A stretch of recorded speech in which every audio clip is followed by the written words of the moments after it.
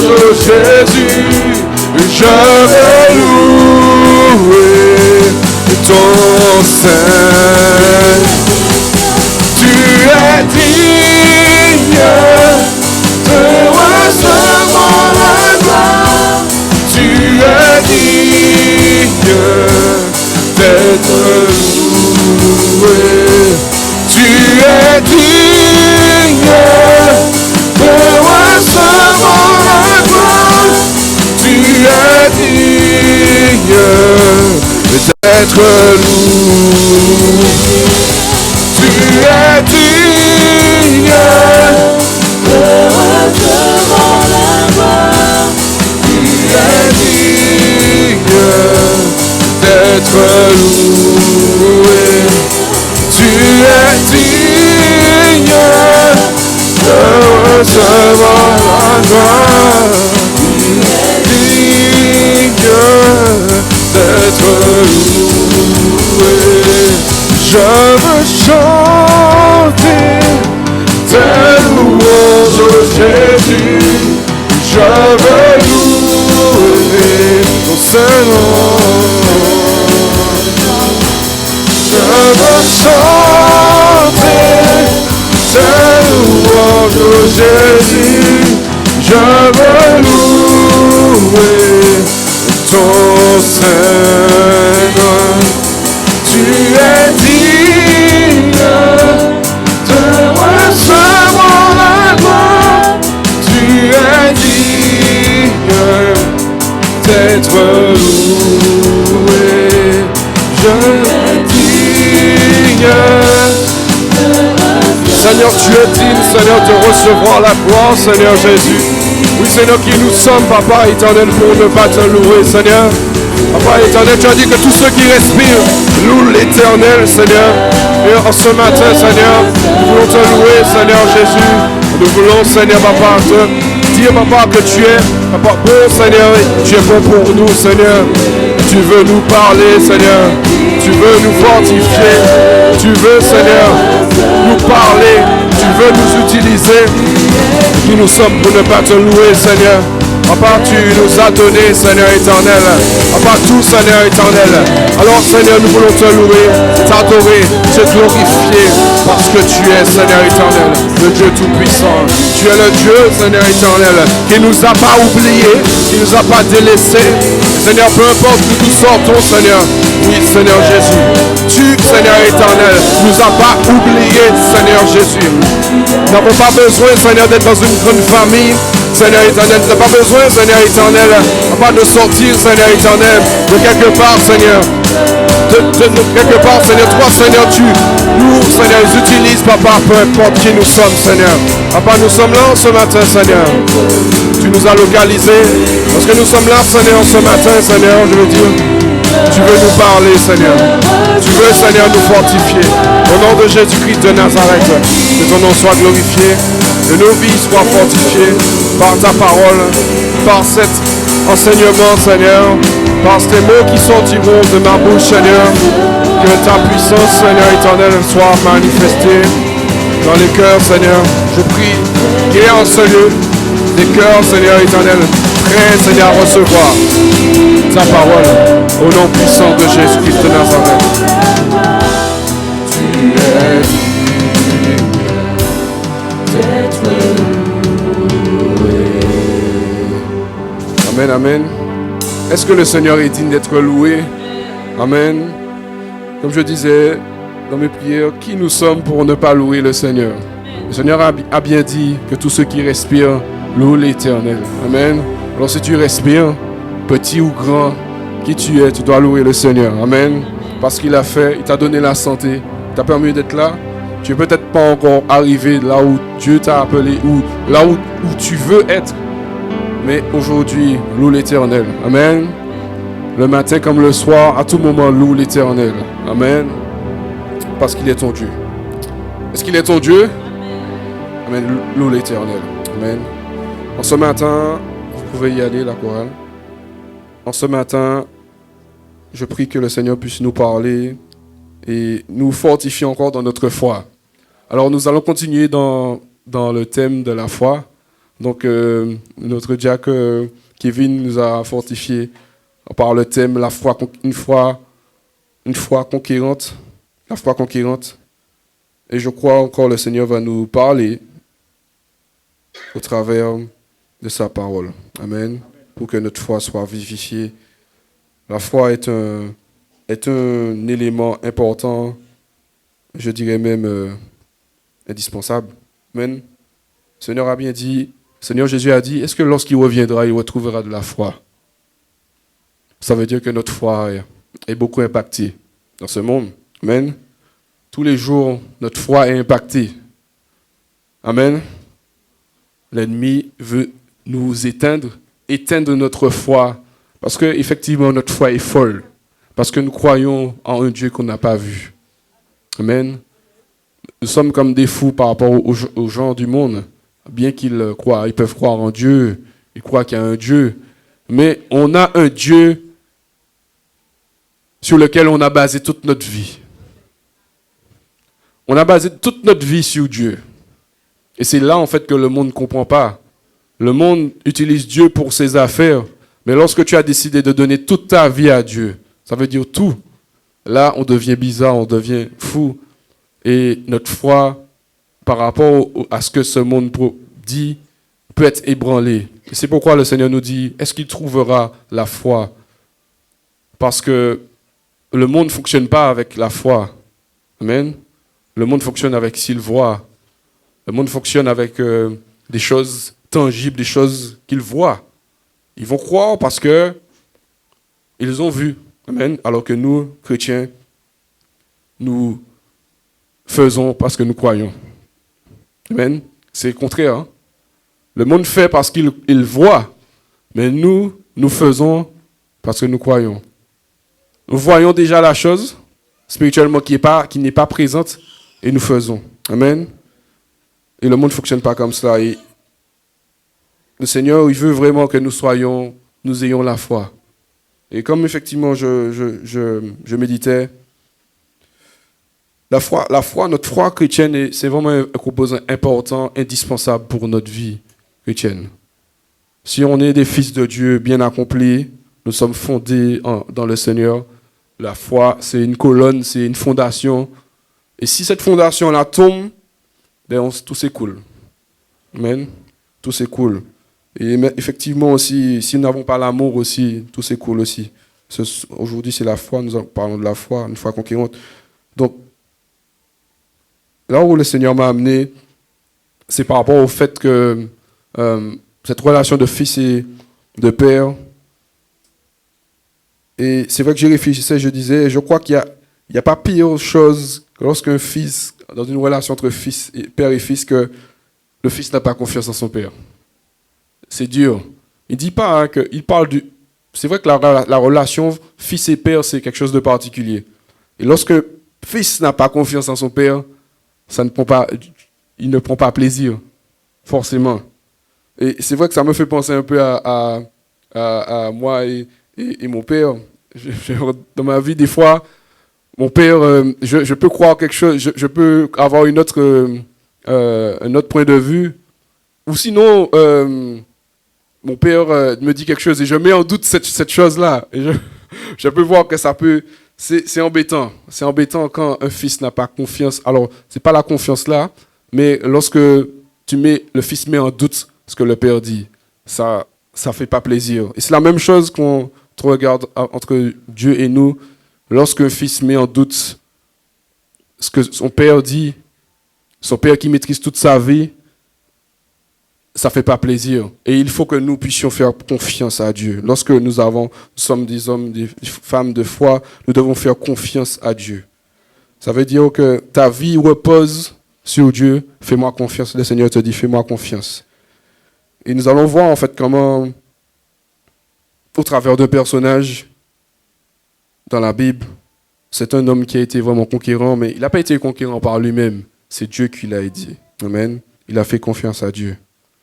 Amen. Le Seigneur a bien dit qu'il ne prend pas plaisir à ceux qui n'ont pas la foi. Ça, c'est biblique. Vous le savez. Amen, amen.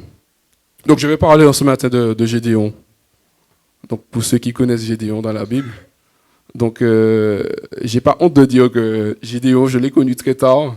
Je ne sais pas pourquoi, quand j'étais plus jeune, je lisais pas trop cette histoire-là et je me suis dit, mais tu as quand même raté beaucoup de choses quand même. Et le Seigneur, il donne vraiment beaucoup d'enseignements au travers de Gédéon. Amen. Donc, Gédéon, pour ceux qui connaissent, il faisait partie de la tribu de Manassé. Donc, la tribu de Manassé, elle vient de Joseph, le fils d'Israël, de Jacob. Donc, c'était pas une grande tribu en Israël. Et elle n'était pas très importante en Israël, mais Dieu a décidé d'utiliser Gédéon, qui sortait de cette tribu. Amen. Le Seigneur, il utilise qui il veut. Quelle que soit ta condition, et Dieu, il peut t'utiliser. Amen. Il n'y a pas question de rang social. Il n'y a pas question de ta grandeur. Il t'utilise. Amen, s'il veut.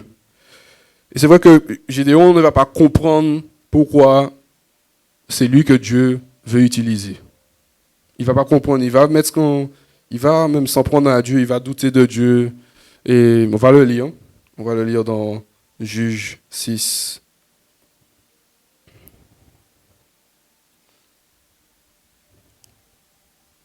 On va aller dans Juge 6. Alors, on va partir du verset 12.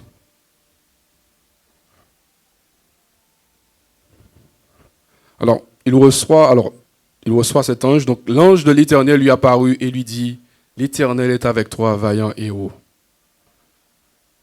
Et alors, c'est vrai qu'il n'est pas expliqué comment les choses se font. En tout cas, l'ange de l'Éternel est apparu, l'ange qui représentait Dieu. Et Gédéon, verset 13, dit, « Ah, mon Seigneur, si l'Éternel est avec nous, pourquoi toutes ces choses nous sont-elles arrivées ?» Est-ce que vous n'avez pas déjà entendu ça? Si tu étais vraiment avec nous, pourquoi toutes ces choses-là nous arrivent? Ce n'est pas des choses que tu dis, pas des choses que nous disons au quotidien. Pourquoi toutes ces choses-là m'arrivent? Qu'est-ce que j'ai fait, Seigneur? Pourquoi? Et c'est vrai qu'il a pris en fait la souffrance un peu du peuple d'Israël, parce que le peuple d'Israël était sous domination des Madianites. Et pourquoi? C'est pas au hasard qu'ils étaient sous la domination des Madianites. C'est parce que le péché était rentré en Israël. Le péché est rentré en Israël, ils étaient sous la malédiction, ils ont fait ce qui était mal aux yeux de l'Éternel. Ça, pour que vous le sachiez, donc c'est Juge 6, on va remonter au verset 1 pour que vous puissiez le voir. Voilà, donc les enfants d'Israël firent ce qui déplaît à l'Éternel, et l'Éternel les livra entre les mains de Madian pendant 7 ans. Amen. Donc la main de Madian fut puissante contre Israël. Et pourquoi ils étaient en fait sous les mains de Madian? C'est parce qu'ils ont déplu à l'Éternel, et donc tant qu'ils étaient dans cette condition-là, Madian dominait sur eux. Amen. Amen. Lorsque le peuple a été appelé par Dieu, il se détourne de Dieu, forcément il sera toujours perdant. Amen. Dans tous les cas, si tu as été appelé par Dieu et que tu travailles sans Dieu, tu seras toujours perdant. Tu vas toujours perdre. Parce que l'ennemi sera toujours plus fort que toi. Parce que si tu t'attends à toi-même, tu vas toujours perdre. Peu importe l'ennemi, tu vas perdre. Amen. Donc tu ne peux pas être un conquérant en Dieu, dans le Seigneur, si Dieu n'est pas avec toi. Tu ne peux pas décréter que tu seras conquérant et que Dieu n'est pas avec toi. Et vivre dans le péché. Et tu crois que tu vas aller combattre, tu vas aller en fait dans des combats et sans quelque part, comme on dit, des combats sans bâton. Tu n'as rien, tu n'as personne avec toi, et puis tu crois que tu vas aller faire des choses pour Dieu. Surtout pour Dieu. Amen, amen. Donc on va revenir au verset 13. Donc il va s'en prendre à Dieu en quelque part. Et il va dire, mais Seigneur, mais pourquoi toutes ces choses-là nous arrivent?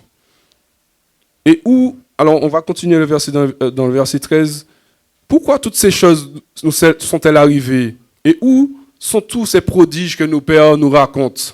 quand ils disent l'Éternel ne nous a-t-il pas monté hors d'Égypte, maintenant l'Éternel nous abandonne et il nous livre entre les mains de Madian. Peut-être qu'il n'était pas au courant que le péché était rentré, je ne sais pas. Peut-être qu'il n'était pas au courant. Mais je pense qu'il était au courant quand même parce que c'est son père qui a amené une autel de Baal dans sa tribu en Israël. Alors peut-être que ce n'était pas la seule tribu qui avait ce problème, je ne sais pas. Mais en tout cas, c'est son propre père qui a érigé cet autel de Baal. Amen. Donc il s'en est pris à Dieu. Il a dit, mais en gros, pourquoi Seigneur tu as fait ça? Et Dieu, en fait, il a fait ça parce qu'il est Dieu juste. Amen. Il ne pouvait pas laisser son peuple toujours réussir en étant dans le péché. Amen. Dieu est juste. Et ça, c'est un enseignement pour nous. Si nous ne sommes pas dans le Seigneur, tu ne peux pas reprocher à Dieu toutes les choses qui t'arrivent. Et c'est vrai même que lorsqu'on est dans le Seigneur, lorsqu'on est attaché à Dieu, on a des épreuves. Mais lorsque tu décides de ne pas mettre Dieu de ton côté, tu auras encore plus de problèmes. Tu auras encore plus de problèmes et tu seras obligé de retourner vers Dieu. Amen. Par la suite, il a douté de Dieu parce que Dieu a insisté avec lui. Au verset 14, le Seigneur l'a répondu. L'Éternel se tourna vers lui et dit, « Va avec cette force que tu as et délivre Israël de la main de Madian. » N'est-ce pas moi qui t'envoie? Donc le Seigneur lui a dit ça comme ça, mais je comprends que Madian a eu du mal à ingurgiter ça, parce que le Seigneur lui dit, délivre Israël de la main de Madian. C'est compliqué à avaler. C'est compliqué à avaler et il a douté de cela. Et je dirais que je ne comprends pas le doute, mais c'est normal de pouvoir questionner Dieu. Mais Seigneur, est-ce que c'est vraiment toi qui m'envoies? Le Seigneur, il va douter de Dieu et on va aller au verset 15. Le Seigneur dit, Gédéon lui dit, « Ah mon Seigneur, avec quoi délivrerai-je Israël? Voici ma famille est la plus pauvre en Manassé et je suis le plus petit de la maison de mon père. » Amen. Ça vous rappelle pas un personnage comme David? Souvent le Seigneur utilise les plus petits, les personnes qu'on considère le moins. Et le Seigneur, il va utiliser Gédéon pour délivrer Israël. Mais Gédéon a regardé à ce qu'il est, d'où il vient et à ce qu'il est. Il sortait de la plus pauvre des tribus.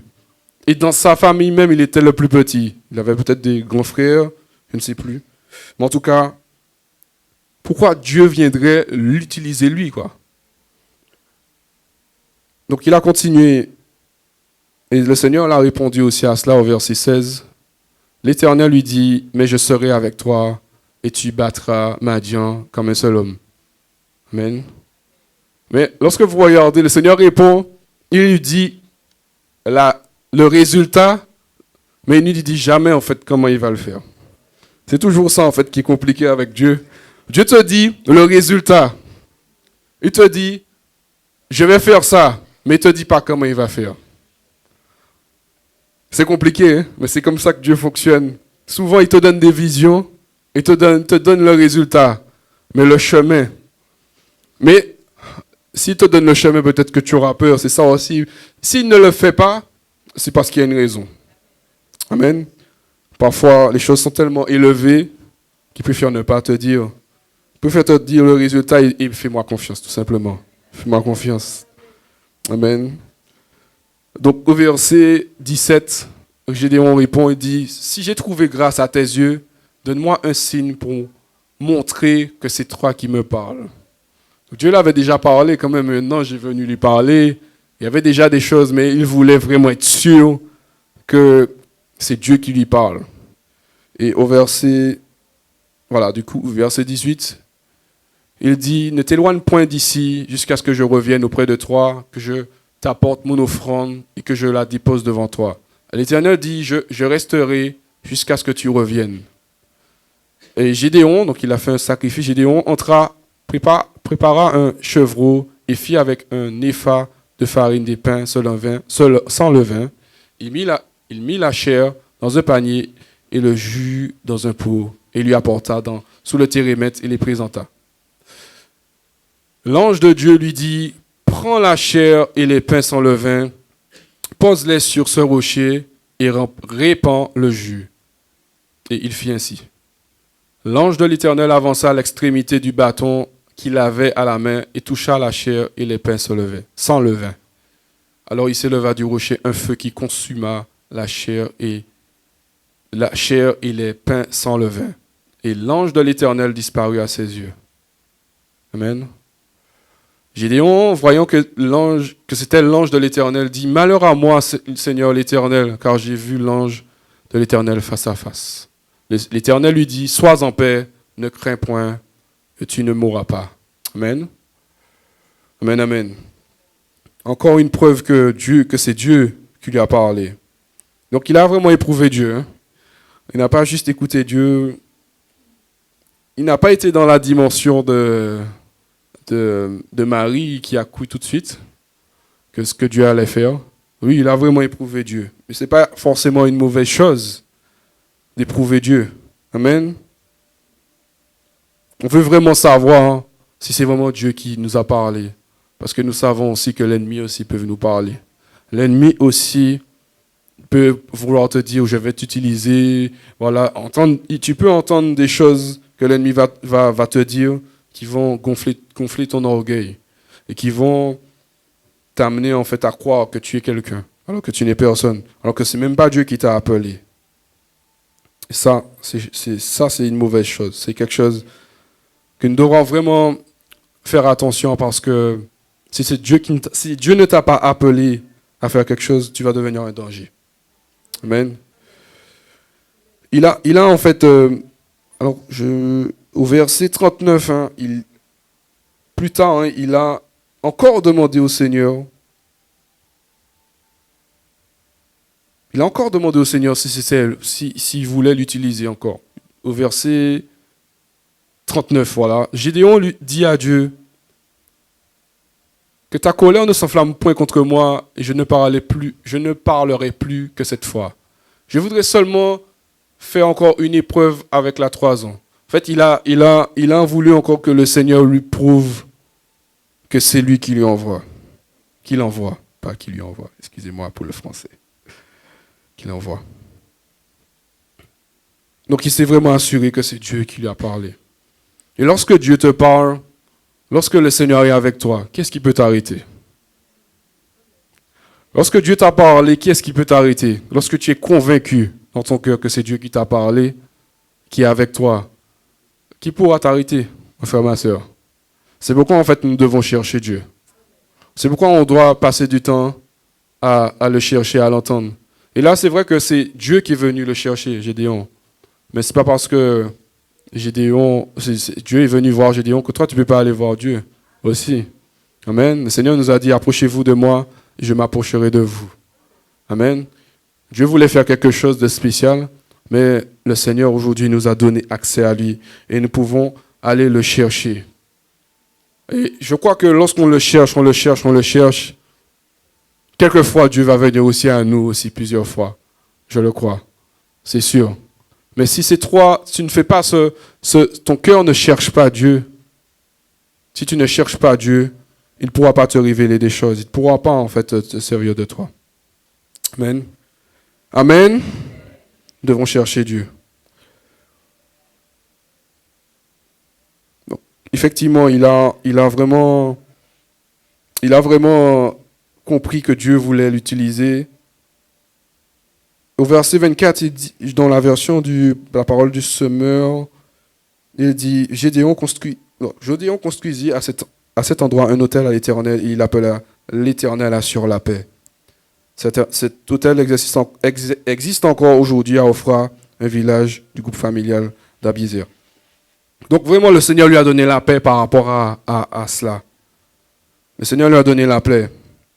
Et comment le Seigneur a fait pour l'utiliser par la suite? Comme je vous ai dit au début, le péché était rentré parce que les hommes ont commencé à chercher un autre Dieu que l'Éternel des armées. ils ont commencé à adorer Baal.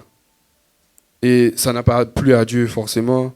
Et le Seigneur a utilisé justement Gédéon pour pouvoir briser cela. Amen.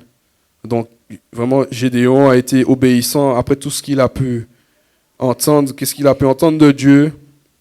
Il fallait qu'il puisse obéir à Dieu. Et donc, Gédéon, il a décidé, parce que le Seigneur lui a dit de briser, de détruire l'autel de Baal. Il a obéi. Mais il s'avère que l'autel qui avait été érigé l'autel qui a été érigé pour Baal, c'est son propre père qui l'avait érigé. Et vous imaginez effectivement que c'est pas chose facile d'être contraire à son père. Amen.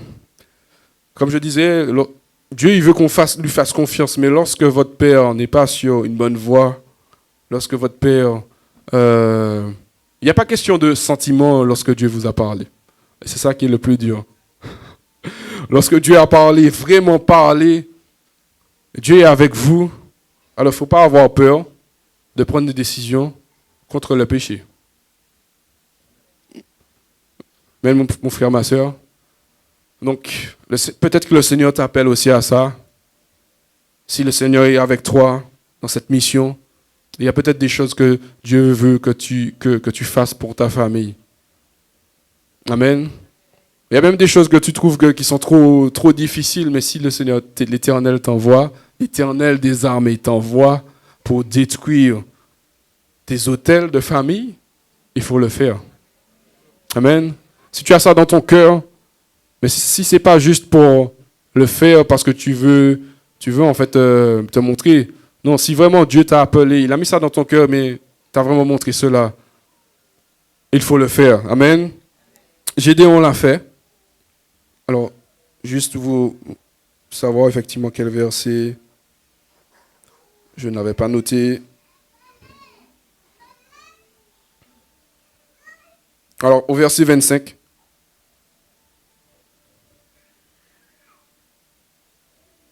Verset 25. Dans la même nuit, l'Éternel dit à Gédéon, prends le jeune taureau de ton père et un second taureau de 7 ans.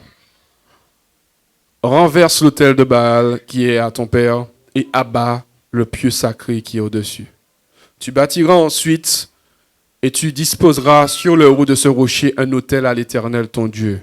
Tu prendras le second taureau et tu offriras un holocauste avec le bois de l'idole que tu auras abattu. Donc c'est vrai qu'il a fait ça, mais je crois qu'il ne l'a pas fait en plein jour. Il a fait ça le soir parce que quand même, il avait peut-être peur d'avoir des problèmes. Mais quand même, il a fait. Donc au verset 27, on le dit, Gédéon prit 10 hommes parmi ses serviteurs et fit ce que l'Éternel avait dit. Il a réussi à trouver 10 hommes, mais je pense qu'il aime Dieu, hein.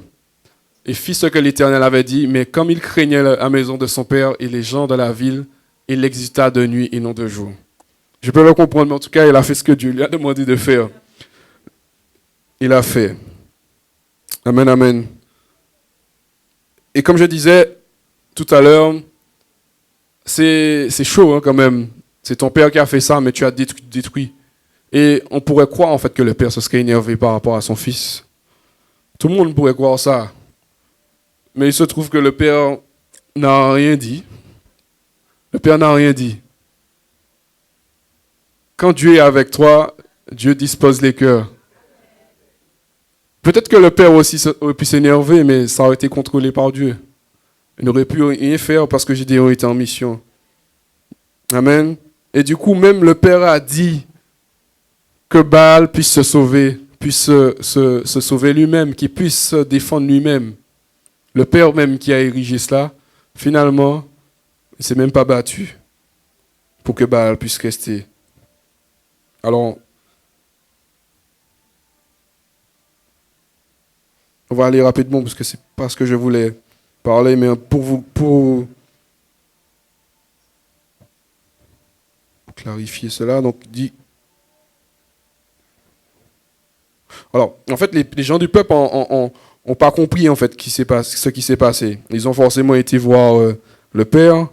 Et dans le verset 31, donc voilà, Joas, le père de Gédéon, dit, répondit à tous ceux qui se présentèrent à lui. Est-ce à vous de prendre parti pour Baal? Est-ce à vous de venir à son secours? Quiconque prendra parti pour Baal mourra avant que le matin vienne. C'est lui-même qui a mis Baal le pays, et puis finalement, il prononce une malédiction pour tous ceux qui cherchent, qui tentent de faire Baal revenir. Si Baal est un dieu, qu'il plaide lui-même sa cause, puisqu'on a renversé son autel. Et en ce jour, l'on donna à Gédéon le nom de Jérubbaal, en disant que Baal plaide contre lui, puisqu'il a renversé son autel. Amen. Amen. Donc, on comprend que, mes frères et sœurs, quand Dieu est avec toi, il va tout disposer pour que tu réalises, que Dieu il puisse réaliser ce qu'il a réalisé. On n'a pas à avoir peur. Amen. On n'a pas à avoir peur. Si Dieu est avec nous, qui sera contre nous? Amen. Amen. On va continuer. Donc il a fait ça. Et le Seigneur était du coup, le Seigneur, le Saint-Esprit, l'Esprit de Dieu pouvait commencer son travail. Amen. Parce que avant qu'Israël, tant qu'Israël était dans la vérité, tant qu'ils faisaient le bien, ils étaient puissants, ils étaient plus que vainqueurs. Et là, ils se sont mis sous la main de Madian. Il fallait qu'ils puissent rétablir, en fait, en quelque part, leur place. Le Seigneur a utilisé Gédéon pour cela. Et l'Esprit de l'Éternel, en fait, est descendu sur Gédéon pour qu'il puisse réaliser cette mission. Amen. Mais imaginez s'il n'avait pas obéi au fait de détruire l'autel de Baal. L'Esprit de l'Éternel ne pourrait pas descendre sur lui. Il a obéi. Et l'Esprit de Dieu est descendu sur lui. Et là, il pouvait faire des choses. Amen. Amen. Donc, tu dois détruire avant les choses dans ta vie qui pourraient te bloquer. Amen. Les autres dieux, le Seigneur Dieu, c'est lui sur lequel nous avons basé notre vie. Il n'y a pas d'autre nom. Il n'y a pas d'autre Dieu. Amen. Il n'y a pas de 50-50 comme j'ai écouté ma soeur disait hier. Il n'y a pas de 50-50, il n'y a pas de 70-30. Il n'y a pas de 90-10. Il y a 100% pour le Seigneur. Tous les domaines de ta vie, il n'y a pas 10% qui est géré par toi. Il y a 100% qui est géré par Dieu. Amen. Que cela soit vraiment véridique dans nos vies. Ça soit vraiment tous les domaines qui soient gérés par le Seigneur. On ne peut pas mettre Dieu de côté sur tous les aspects de nos vies. Même sur un seul aspect. Amen. C'est pas évident, mes frères et sœurs. Hein? Nous vivons sur terre. Qu'est-ce qui peut dire que 100% de sa vie est gérée par Dieu? Qu'est-ce qui peut dire ça? Lorsque même on va acheter nos courses, est-ce que c'est Dieu qui gère? Lorsqu'on fait des achats de vêtements, est-ce que c'est Dieu qui gère? Est-ce que c'est Dieu qui gère? Et ça m'a toujours travaillé ça parce que quand j'ai fini de faire des achats, je me suis dit, mais Seigneur, est-ce que je t'ai consulté? Mais j'ai déjà fait. J'ai pas péché, mais j'ai pas consulté Dieu, j'ai mis Dieu de côté. Je crois que même sur ces choses-là, le Seigneur veut être notre intime, le Saint-Esprit veut aussi être notre intime. C'est dans les petites choses. Amen. Donc, comme je vous ai dit, l'Esprit de l'Éternel est descendu sur Gédéon. Donc, on va le lire.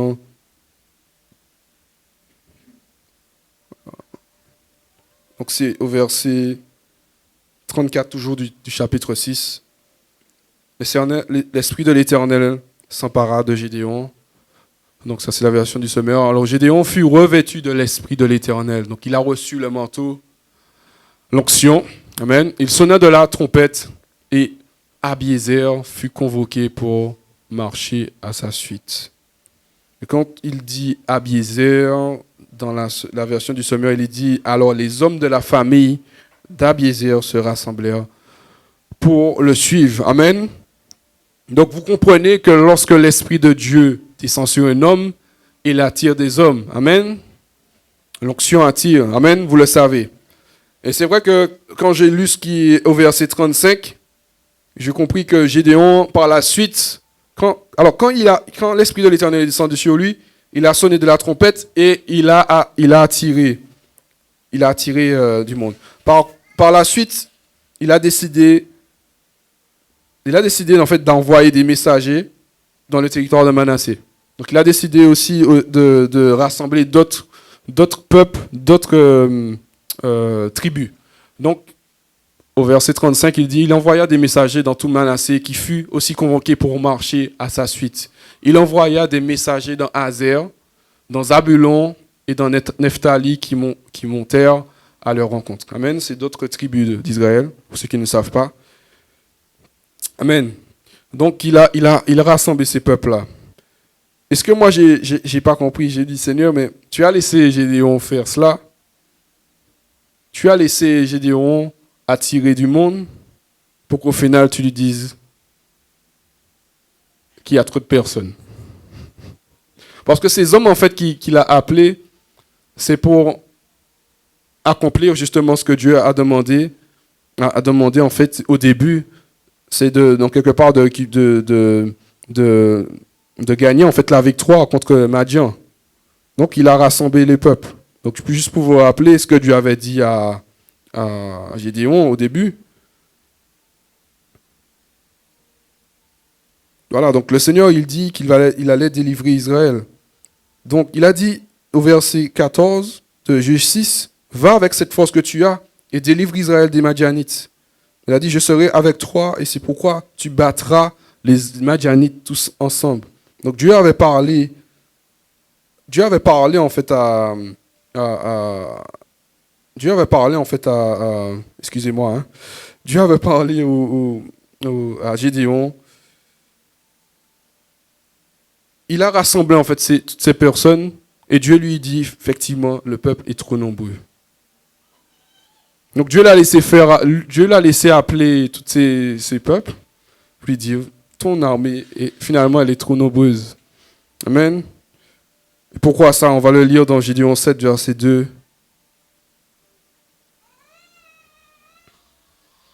Juge 7 verset 2. Je pense que beaucoup connaissent cette histoire-là, hein, à part ceux qui viennent de donner leur vie à Christ. Mais cette histoire a beaucoup été prêchée, enseignée en ce lieu. Amen. Donc l'Éternel dit à Gédéon, le peuple que tu as avec toi est trop nombreux, trop nombreux, excusez-moi, j'ai problème de diction ce matin, mais ça va aller. Est trop nombreux pour que je livre Madian entre ses mains. Il pourrait en tirer gloire contre moi et dire, c'est ma main qui m'a délivré. Amen. Amen. C'est vrai que lorsqu'on est nombreux, on se sent plus fort. Et Dieu voulait en fait que la gloire ne soit pas donnée au peuple d'Israël parce qu'il n'aurait pas pu comprendre. Amen. Et c'est vrai que c'est embêtant parce que après tout cela, après tout ce que Dieu a fait, quand Gédéon est mort, ils sont retombés dans le péché. Ils sont retombés dans le péché, mais Dieu a enseigné en quelque part que c'est par lui. C'est seulement par lui qu'ils vont y arriver. Amen. Donc, le Seigneur, en fait, il a trouvé que l'armée était trop nombreuse. Il a laissé Gédéon appeler tous ses peuples. Finalement, on lui a dit que l'armée est trop nombreuse. Amen. C'est pourquoi des fois, il y a des chemins qu'on prend avec Dieu, on ne comprend pas toujours. Dieu nous laisse faire des choses, mais c'est là qu'on comprend que le verset qui dit « L'homme propose, mais c'est Dieu qui dispose. » Amen. Le Seigneur va te laisser faire des choix. Il ne faut pas toujours rester en mode je ne fais rien. Le Seigneur, il te laisse faire des choix, il te donne l'onction pour faire des choses. Mais il va te diriger en fait. Il va te diriger. Tu vas prendre des chemins, il y a des choses qui vont arriver autour de toi, mais c'est lui qui veut te centraliser dans le chemin qu'il veut pour toi. Amen. Amen. Amen, amen. Juste, je pense à quelque chose. C'est qu'il y a plusieurs chemins qu'on peut prendre dans la vie, mais il y a le chemin. Ça, c'est troublant. Il y a diverses versions. On peut faire plein de mensonges, mais il n'y a qu'une seule vérité. C'est chaud, hein? On peut dire plein de choses, mais il n'y a qu'une vérité. C'est pourquoi nous devons être réveillés. C'est pourquoi, en fait, on doit vraiment, en fait, avoir le discernement. Amen. Il faut vraiment avoir le discernement aujourd'hui, mes frères et sœurs. Parce que il y a beaucoup de personnes qui disent des demi-vérités. Et là, demi-vérité, ce n'est pas une vérité. Amen. Et même des fois, il peut y arriver que lorsque nous parlons, on ne dit pas réellement la vérité. On donne une partie. On donne une partie. Et puis, on se dit, mais de toute façon, j'ai dit une partie de j'ai dit une partie, donc si j'ai pas menti, mais tu n'as pas dit tout. Tu n'as pas dit tout. Donc c'est une demi-vérité. Et la demi-vérité, c'est un mensonge. Dès que le mensonge est mélangé avec la vérité, c'est égal au mensonge. Lorsque le péché est mélangé avec la sainteté disparaît. Amen. Amen. C'est pourquoi on ne peut pas dire que nous sommes des pécheurs sauvés. Nous sommes sauvés, nous ne sommes plus des pécheurs, nous sommes saints. Mais nous ne pratiquons plus le péché. Amen, amen. Je me suis un peu éloigné. Mais tout ça pour dire en quelque part que Dieu nous laisse en fait faire des choix. Mais voilà, il nous laisse faire des choix et tant qu'on le consulte, tant qu'on vient à lui, il va nous parler pour nous recentraliser sur le vrai chemin à prendre. Amen. Amen, amen. Donc, il y a un verset qui montre, alors du coup c'est au verset 3. Au verset 3, il dit, faites donc la proclamation suivante à tête groupe. Alors c'est la version du Sommeur, excusez-moi.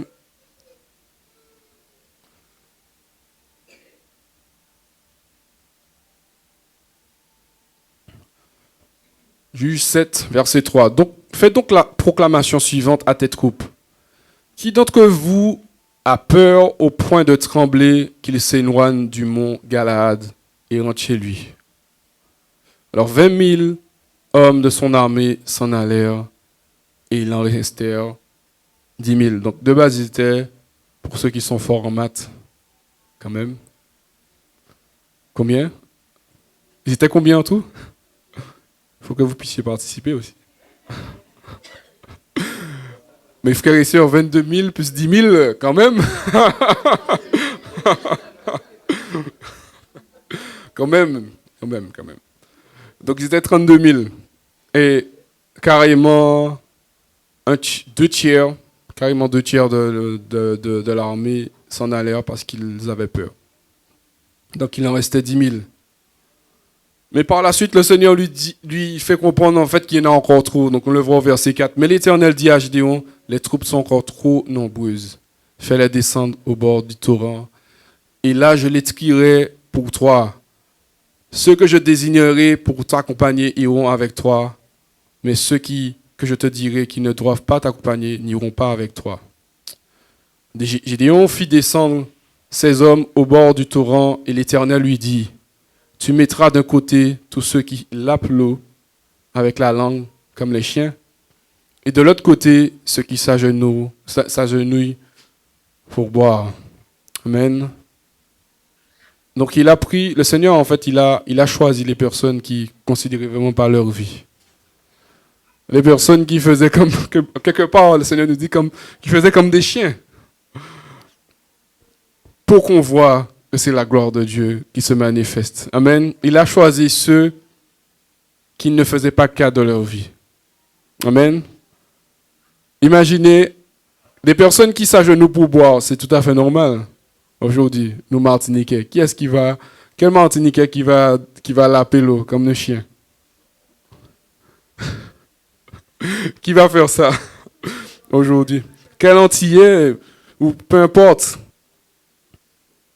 Et c'est vrai que souvent le Seigneur utilise des personnes qui ne considèrent pas leur vie. Dieu va t'utiliser. Amen. Lorsque tu ne vas pas considérer ta vie, Même si tu considères ta vie, mais en tout cas dans leur nature, ils ne considéraient pas leur vie. Amen.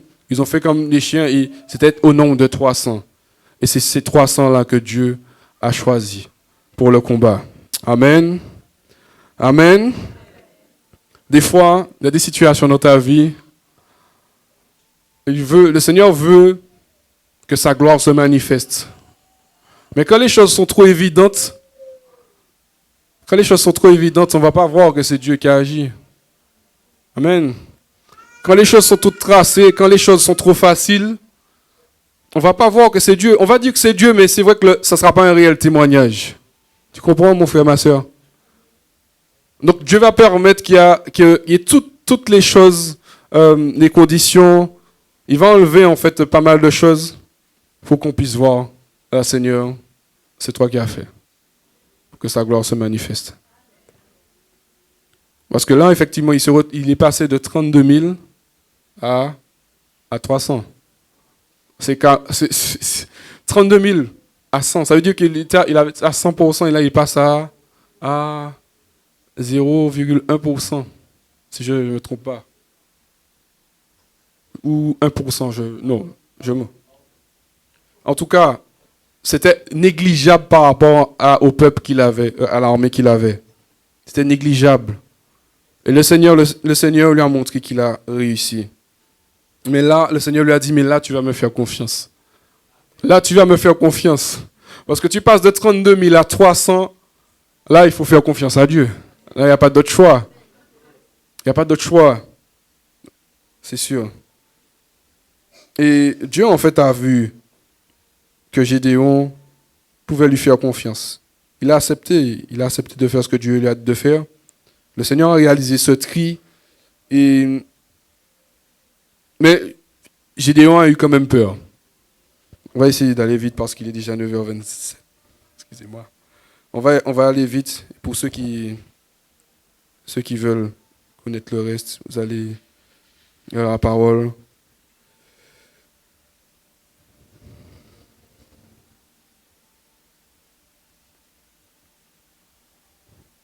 Alors c'est dans Juge 7.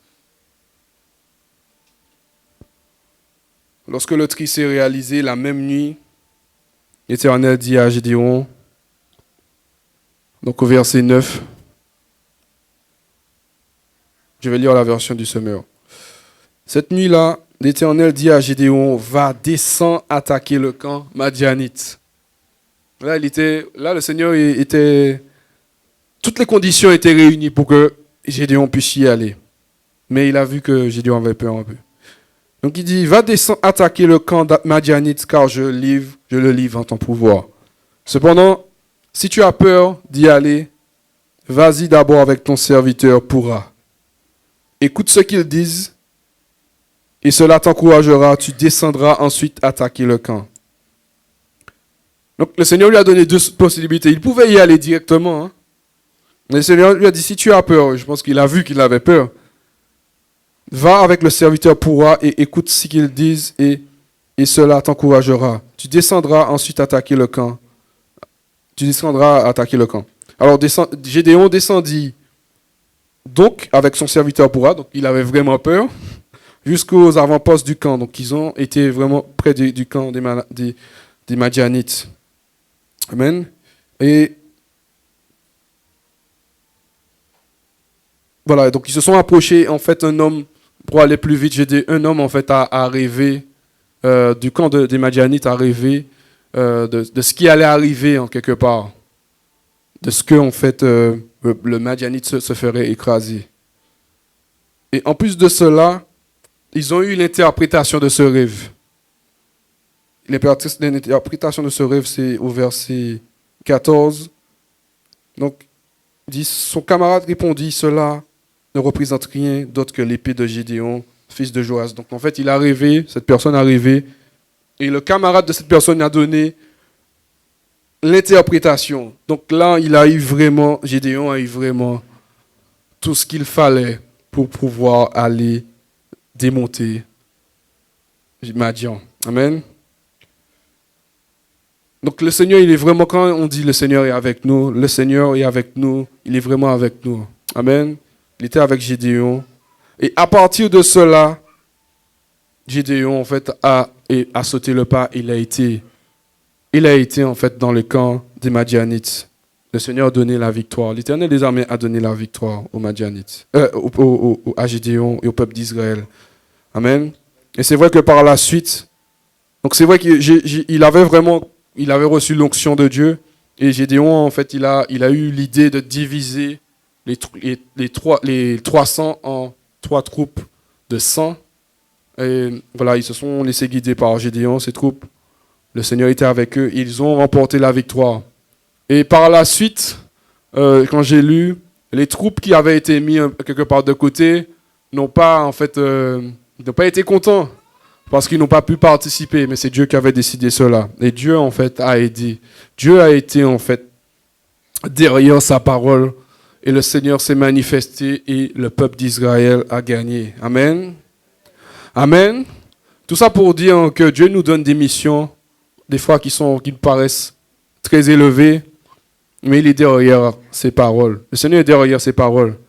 Amen. Si tu espères dans le Seigneur, si tu as ton espérance dans le Seigneur, il ne va jamais t'abandonner. Mais c'est sûr que si tu espères dans le Seigneur et puis tu oublies, tu n'es pas derrière tes prières, et puis après tu vas dire que Dieu n'est pas avec moi. Non, si tu veux vraiment de quelque chose, si tu espères dans le Seigneur, tu fais confiance en le Seigneur, Dieu ne va jamais t'abandonner. C'est impossible. C'est impossible, mon frère, ma soeur. Amen. Donc, encore le Seigneur nous a parlé par rapport à la foi conquérante, mais on ne peut pas avoir une foi conquérante sans Dieu. Amen. On va devenir des conquérants, et je crois au nom de Jésus qu'on va devenir des conquérants à vie nouvelle, quand on va chercher Dieu, quand on va entendre les paroles du Seigneur, le Seigneur va nous parler et nous allons faire ce que Dieu nous a demandé. Je me rappelle qu'un serviteur de Dieu, d'ailleurs qui est décédé, qui a créé l'une des églises les plus grandes dans le monde, en la personne de Yonggi Cho, il disait « J'écoute et je fais ». C'est tout simple. J'écoute le Seigneur et je fais. C'est tout. Il n'avait rien de spécial à dire. J'écoute, ça veut dire que je me mets dans la présence de Dieu. Je prends du temps avec le Seigneur me parle, et puis je fais, tout simplement. Amen. C'est ce que le Seigneur nous demande de faire. Nous nous soumettons sous sa main puissante. Et lorsque nous faisons ça, il va nous parler, il va nous diriger, on va faire ce qu'il nous a demandé de faire. Amen. Le Seigneur Jésus a dit que lui, il n'a rien fait que le Père ne l'a pas appelé à faire. Amen. Donc il était sous sa présence, il était sous sa main puissante et il a fait ce que Dieu lui a demandé de faire. Amen. Alors soumettons-nous, mes frères et sœurs, sous sa main puissante. Donnons-lui, la place de roi. Qu'il soit le Seigneur de notre vie, de tous les domaines de notre vie, au nom de Jésus-Christ de Nazareth. Et je crois vraiment que sa gloire va se manifester. Au nom de Jésus, nous allons pouvoir faire de grandes choses. Que tu sois, peu importe qui tu es, peu importe ton passé, peu importe. Dieu, il a utilisé toutes les catégories pour sa gloire. Amen. Amen. J'espère que tu as été fortifié, mon frère, ma soeur, en ce matin. Et que tu repars en ce lieu avec un dépôt pour que sa gloire se manifeste dans ta vie. Amen. J'espère que ton cœur n'était pas fermé à cela, à cette parole, et je prie vraiment que cela se manifeste et que ça soit visible dans ta vie au nom de Jésus-Christ. Dans la mienne aussi, parce que c'était un enseignement pour moi, dans votre vie, au nom puissant de Jésus-Christ de Nazareth. Amen. Soyez bénis, mes frères et sœurs.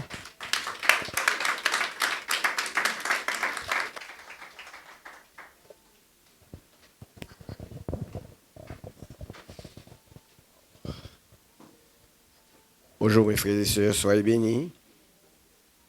Est-ce que vous pouvez donner gloire à Dieu pour la parole de Dieu qui a été prêchée? Nous croyons que Dieu est capable de faire toutes choses en tout temps. Amen. Vous êtes d'accord avec ça? Amen. Je vous sens très, très, très, très froid ce matin. Est-ce que vous êtes d'accord? Amen. Alors donnez gloire à Dieu. Vraiment, vraiment, donnez gloire à notre Seigneur. celui qui est capable de faire toutes choses.